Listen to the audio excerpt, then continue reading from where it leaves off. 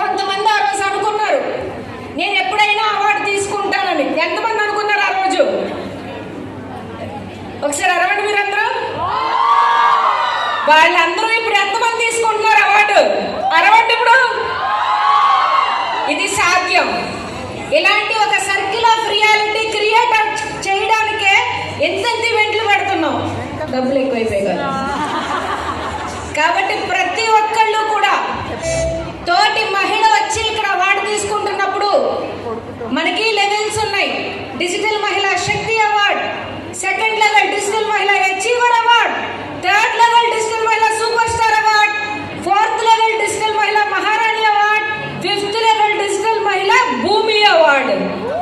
ఇన్ని లెవెల్స్ ఉన్నాయి కాబట్టి ఏ లెవెల్ కైనా ఉన్నవాళ్ళు నెక్స్ట్ లెవెల్కి ఎలా వెళ్ళాలి? డైరెక్ట్ గా నిచ్చినేసేసినా పర్వాలేదు.